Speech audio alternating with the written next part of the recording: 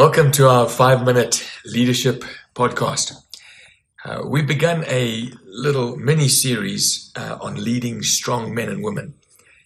Our responsibility as pastors is to lead the weak, those who are disenfranchised, the desperate, the sick, as well as the strong.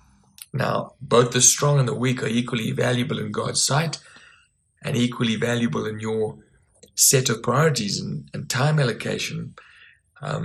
But the ability to lead strong people requires a different set of skills. David was a great model for us. He was gentle and tender with those who were in distress, but he was able to lead strong men. So we took our reading out of 1 Chronicles chapter 12, David and his fortress at Ziklag, and noticed how he conducted himself in the company of these mighty, powerful men who were a match for 1,000. And we saw last week that he was courageous. He led by example, and he listened to them. So we carry on now in 1 Chronicles 12, and verse 18 says, "And the Spirit came upon Amasi." He was one of the strong men who walked to him, chief of the 30, and he said, "We are yours, David. We are with you, son of Jesse. Success to you, and success to those who help you, for God will help you." So David received them. What do we see? He made a decision. He was decisive. Based on what they were saying, his interaction with them, he decided, okay, I'm going to work with these guys. Didn't take weeks over the decision. Didn't ponder it, say, I've got to go and talk to 100 different men and go and fast and pray for 5 years. He did it straight away. He was decisive. Being double-minded, you're going to struggle to lead strong men and women. It doesn't mean that you're impulsive. I'm not talking about impulsive and making stupid decisions. But once you have a conviction to make a decision, and we're not talking about every little decision, we're talking about the big ones. In other words, who you're going to employ. What's the overall vision of where you're going? What is the overall doctrine of what you believe? And to be steadfast and resolute on those decisions.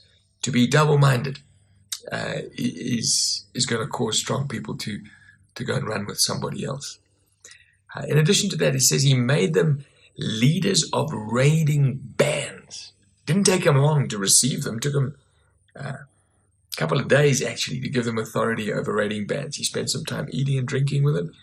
But he decided, what I'm going to do with these guys is I'm not going to ask them to lead the sheep of Israel. I'm not going to put them over communities as governors and leaders. No, I'm going to put them on the frontier. I'm going to tell them to go and take land. I'm going to risk with them. Some of you are saying, well, God, no, surely you can't just risk with people that early. No. Listen, when it comes to the church, I believe you can get everybody to serve.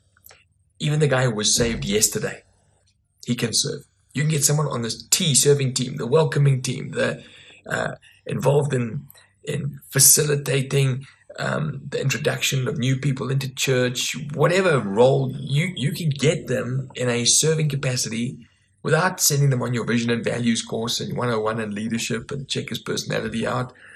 Serving is for everybody. Leadership in the kingdom, I mean, there are quite criteria in 1 Timothy chapter 3 and in Titus.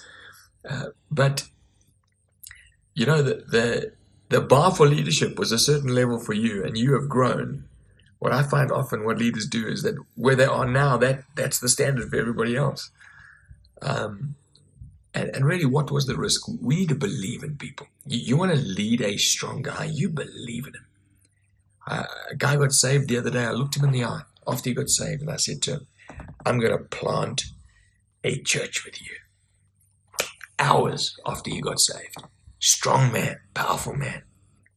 Now, it's going to take some time for us to do that, but we want to risk with them. I can remember getting young guys to preach in massive conferences where I was so terrified. There was liquid in my shoes. I'd been sweating so much because I thought they might mess it up, but it was worth the risk. They've become powerful preachers today. And then finally today, he gives them authority. He makes them leaders of raiding bands. You want a strong guy to build with you and to run with you. You don't just give him responsibility. You give him the authority to make decisions. You give him the the authority to make calls. I remember reading a book once, forget what the book was, but some dude went into Starbucks before it was open. He saw the door was slightly open. He stuck his head in the door and there was a big sign there that said closed. He said to the lady behind the Starbucks counter, "Are you closed?" She says, "Yes, we are closed, but how can I help you?" He said, "I would love a cappuccino." She said, "Come in, I'm not really allowed to do this, but I'm going to do it for you." And so she makes a cappuccino. She is empowered to break the rules, to break the principle that they're operating by to get the real job done. You know, strong guys, strong girls, you want to empower them to make decisions. They're going to kick the ball down the field. And we'll take it.